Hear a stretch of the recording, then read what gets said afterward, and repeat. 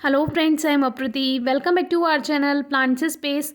आज हम जिस प्लांट के बारे में बात करेंगे उसके बड़े बड़े पेड़ आपने पहाड़ी क्षेत्रों में ज़रूर देखे होंगे और इसमें भी इनकी बहुत सारी वैरायटी होती हैं, जिनमें से ये एक है। तो आज हम पाइन प्लांट के बारे में बात करेंगे। आपने चिलगोज़ा भी सुना होगा, जिसको पाइन नट भी कहते हैं, जो कि एक ड्राई फ्रूट होता है। तो वो भी पाइन प्लांट से ही आता है। बड़े बड़े पेड़ होते हैं, उनमें वो फल बनता है और फिर उनमें से चिलगोज़े निकलते हैं। तो वो दूसरी बात है। आज हम इस छोटे प्लांट के बारे में बात करेंगे। और ये जो पाइन प्लांट है, इसको आप कटिंग से भी ग्रो कर सकते हैं अगर आपको कभी कटिंग मिलती है। और एक हार्डी प्लांट है, ज़्यादा केयर नहीं करनी होती, कम पानी में भी अच्छी ग्रोथ कर जाता है।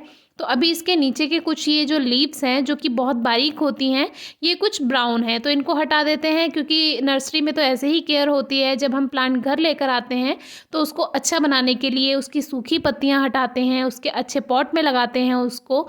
तो अभी रूट्स भी आप देख लीजिए कि पॉली बैग से रूट्स भी बाहर आ रही हैं, यानी कि रूट्स इसमें अच्छी बन चुकी होंगी। अगर प्लांट छोटा है तो शुरू से उसको बड़ा पॉट ना दें। तो अभी हमने ये 7 इंचेस का थर्मोपॉट लिया है, जिसमें ड्रेनेज होल अच्छे हैं, तो ड्रेनेज सिस्टम अच्छा बनेगा।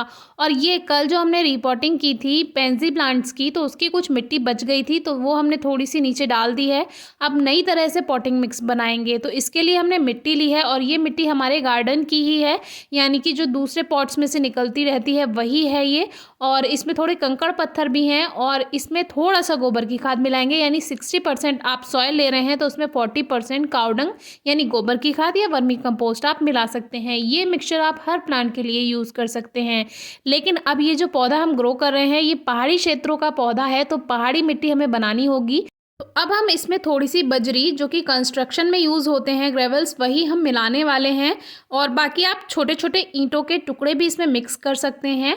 बात जो ये है कि हमें थोड़ी सी पथरीली मिट्टी बनानी है, तो उसमें आप कैसे भी कंकड़ पत्थर मिला दीजिए मिट्टी में खाद डालकर। तो उससे क्या होगा, ये पहाड़ी क्षेत्र जैसी मिट्टी बनकर तैयार हो जाएगी। अगर आपने हमारा वो व्लॉग देखा है जिसमें हमने आपसे पहाड़ी क्षेत्र का एक गार्डन शेयर किया था, हमारे एक अंकल हैं, उनका गार्डन हमने आपसे शेयर किया था, तो वहाँ की मिट्टी आपने ज़रूर देखी होगी।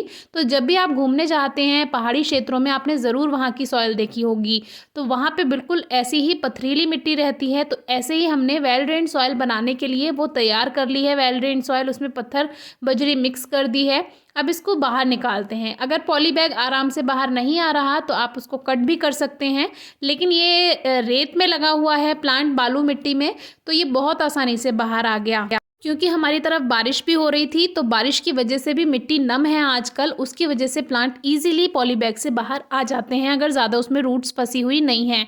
अब रूट्स देख लीजिए, इसमें अच्छे से रूट्स बनी हुई हैं, और ये कटिंग से ही ग्रो किया हुआ पौधा है, या इसको गुट्टी विधि यानी एयर लेयरिंग से भी तैयार किया जा सकता है। लेकिन उसके लिए हमें पेड़ भी तो मिलना चाहिए। अब देखिए, इसकी जो रूट्स हैं काफ़ी ऊपर से बन रही हैं, और हल्का हल्का सा जो स्टेम है वो नम है, क्योंकि ये जो इसका मेन स्टेम था वो मिट्टी में दबा हुआ था, और उसके कारण जो स्टेम है वहाँ ओवर मॉइस्चर भी हो सकता है। इसीलिए स्टेम को थोड़ा सा मिट्टी से ऊपर रखना ज़रूरी होता है। तो अब हम इसकी हल्की हल्की सॉइल को लूज़ कर देते हैं। ये ज़रूरी नहीं है कि आपको करना है, कल भी हमने आपको बताया था। इस मिट्टी का हम रीयूज़ कर लेंगे, यानी कठोर मिट्टी में मिलाकर उसको अच्छा पॉटिंग मिक्स बना लेंगे। बाकी ये जो हमने लूज़ किया है सॉइल को, मिट्टी को जो हमने हल्का हल्का इसको हल्का कर दिया है, वो आप ज़रूरी नहीं है करना ही है, आप ऐसा का ऐसा भी रख सकते हैं। लेकिन हमने इसके लिए स्पेशल पॉटिंग मिक्स बनाया है, इसीलिए थोड़ा सा हमने सॉइल को लूज़ कर दिया है, क्योंकि बालू मिट्टी है, बालू मिट्टी में फिर ओवर मॉइस्चर के थोड़ी सी शिकायत रहेगी। तो अभी क्या है, लेवल चेक कर लीजिए पॉट में जब प्लांट को रख रहे हैं, ना तो बहुत ज़्यादा अंदर रखना है प्लांट को पॉट में, और ना ही बहुत ज़्यादा ऊपर रखना है।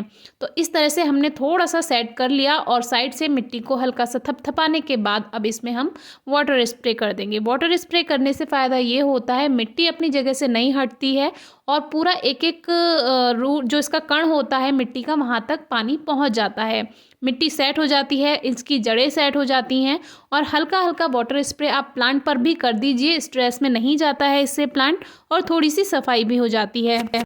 तो इस तरह से मिट्टी बनाकर आप कोई भी सक्लेंट या कोई भी कैक्टस प्लांट, ब्रह्मकमल जो है, या फिर जेड प्लांट जो है वो सभी, या कैक्टस है, या कोई पहाड़ी क्षेत्र का पौधा है, वो आप ग्रो कर सकते हैं। बिल्कुल प्लांट ख़राब नहीं होता है, क्योंकि ये वेल ड्रेन्ड सॉइल बनती है, और इसमें ये प्लांट अच्छे से ग्रोथ कर जाते हैं।